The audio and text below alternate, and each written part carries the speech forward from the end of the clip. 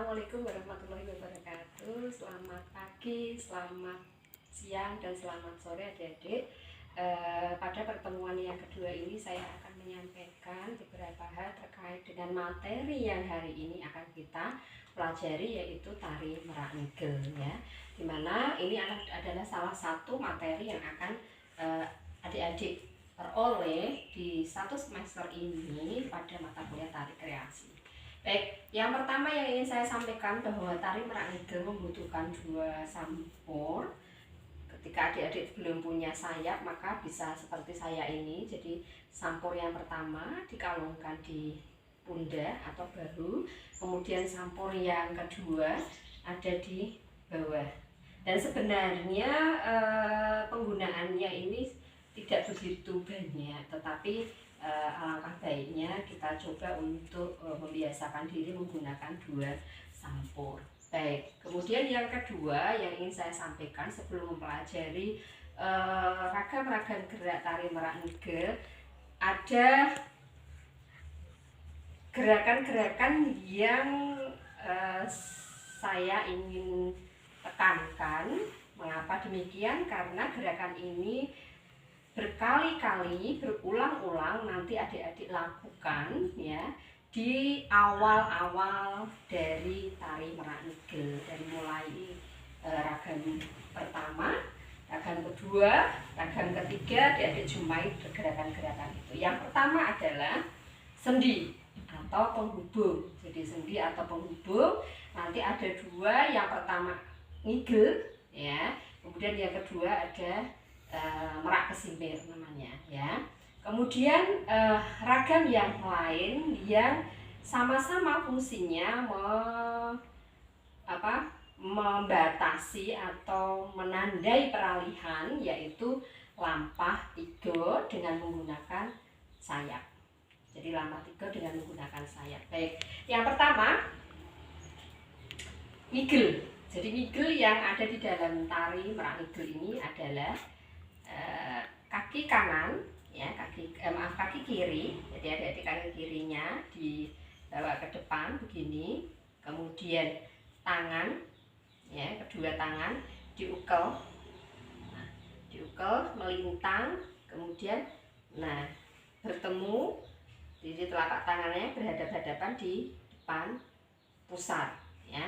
Sementara kaki yang satunya, yang kaki kanan adalah diangkat ya, jadi diangkat.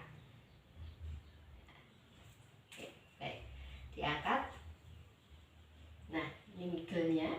Kemudian mundurkan lagi kaki yang diangkat, lalu sebelah sampur dua-duanya, sebelah sayap dua-duanya. Kemudian kaki kiri diangkat dengan posisi meruncing ya, posisi meruncing. Bedanya dengan kaki kanan ya. Nah, kaki kanan diangkat seperti ini, jadi nyelekenteng.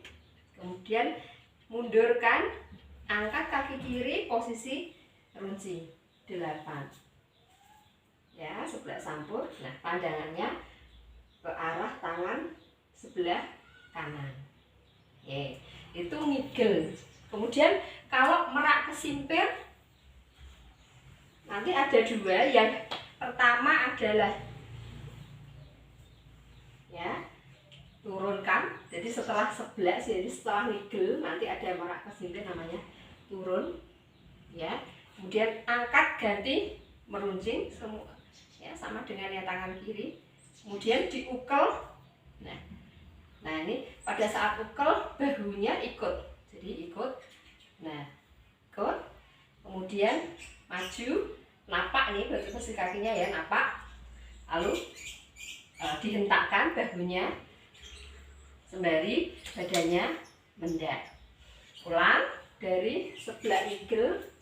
1, 2, 3, 4 ya, 5, 6-nya 5, 6 ya, 7, 8 siling 8, 1, 2, 3, 4. Nah, nanti kemudian dilanjutkan dengan ragam yang lain. Itu merak kesimpir yang versi A ya. Kemudian merak kesimper yang versi B hanya sebelah sampul setelah nigel, kemudian hap. Jadi hanya memajukan kaki, kemudian mentang tangan dari sebelah, ya, dari sebelah, kemudian bawa ke depan saja.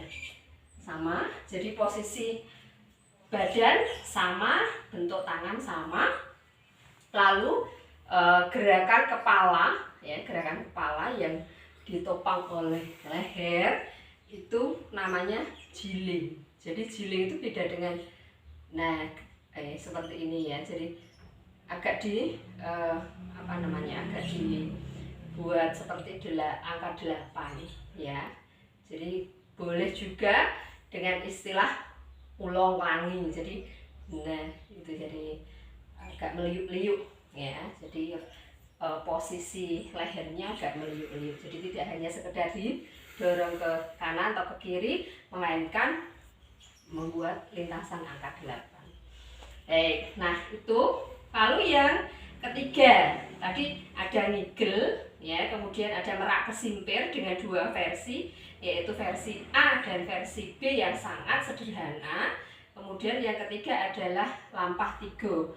Lampah tigo seperti yang ada diketahui sama halnya dengan melakukan laku telu atau lampah tigo yang lainnya. Jadi posisi kaki 1, 2, 3 sama, seret ya. Ini sama juga seret. Tetapi nah ada gerakan tangan yang menandai ciri khas dari merak nigel ini ya. Jadi mulai dari ke arah kanan ya. 1. Nah, ini sebelum tangan adik-adik mengambil sampul. Jadi prosesnya 1, 2, 3. Nah, posisi badan tegak, kemudian pandangan fokus ke arah depan. 4-nya jinjit tetapi tumpuannya adalah jari. Jadi tidak gajul ya. Jadi tidak gajul tetapi jari. Nah, lalu yang hitungan ketiganya, nah, badannya condong ke belakang, pandangannya ke depan, kemudian tangannya diangkat membentuk huruf V. Nah, jadi ini cenderung ke depan, jadi tidak begini, tidak ke belakang, tapi ke depan. Lalu kepalanya sedikit didorong condong ke belakang, ya. Kemudian sama lintasan tangan ketika adik-adik belum menggunakan sampul. Jadi 1, 2, 3 sama, 4. Ya, dan seterusnya 6, 7, 8. 1, 2, 3, 4. Pandangannya fokus ke depan. Oke, jadi itu dilakukan secara berulang-ulang. Baik, jadi itu penjelasan dasar mengenai ragam yang akan kita pelajari di bagian 1, 2, dan 3. Semoga bermanfaat. Terima kasih.